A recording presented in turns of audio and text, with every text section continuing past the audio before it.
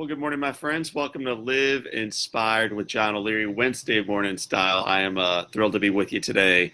This is the middle September of Suicide Awareness Month. I'm not sure if you're aware of that where you're viewing this video, but we certainly are here and we certainly are in our community, and I want to bring it to the light.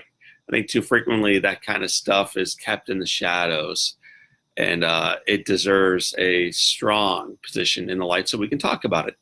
I'll never forget a well-intended friend after Robin Williams committed suicide. This is months and months and months ago, made the remark that he was surprised that he would do it because he had everything going for him, fame and fortune, obviously a very popular guy, very funny guy. He could not imagine why Robin would do this. More recently, Anthony Bourdain committed suicide. And the remark was, how could a guy who travels around for a living, eating delicious food, meeting remarkable people, take his own life? Everything was going for him. How's that even possible? We heard some remarks when Kate Spade took her life around something very similar to this. But my friends, we don't hear comments like that when someone dies of cancer. How could she die of cancer? Her whole life was in front of her. She had children. Why would she do this? Or if they're in a car accident, you would never hear that. Or if they're struggling with diabetes or something with their kidneys, so some disease process. You would never hear someone make this remark. Why would they do this? Or how could that happen? Because they understand that it's part of a very physical part of the body. And I think too frequently we forget the same is true with our mental health, that it is as real and as a big a deal as any other disease that we may suffer with. But when we get cancer, or when we go through a car accident, or when we get burned, or when we have a house fire, we always tell the community, keep us in your thoughts and prayers. Like swing by the house. Will you visit them? It would really lift up his spirits. When we struggle instead with anxiety or depression or bipolar or a litany of other challenges, instead it's, shh, don't tell anybody. It's a family secret. I'm dealing with it on my own.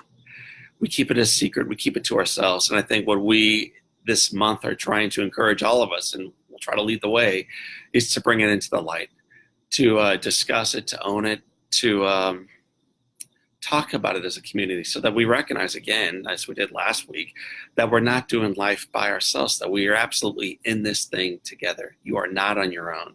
And the more we join hands, the more we share our hearts and our faith and our courage together, the more likely it is that we can move through the adversities of the day and into the promise of tomorrow.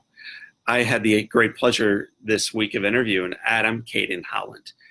Many of you know his name because he's a terrific comedian and author. Well, I had him on our podcast. What you may not know about Adam is that he lost his sister to suicide about 4 years ago. It's a tragic story, but Adam shares it in such a way where it's redemptive and beautiful, and it sounds sometimes actually funny.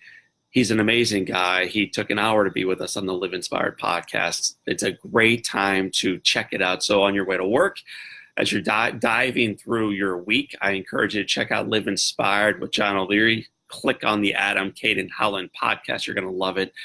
And then share it.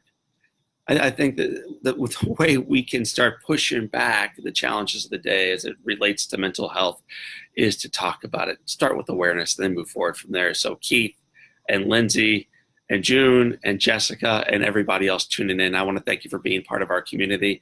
I want to thank you for choosing to smile, choosing to step forward, choosing to share, and choosing to be an example that the best days are in front of us. So for this time, and until next time, this is John O'Leary, and this is your day, friends. Live. Start with that word. Live. Inspired. Thanks again. Have a great week.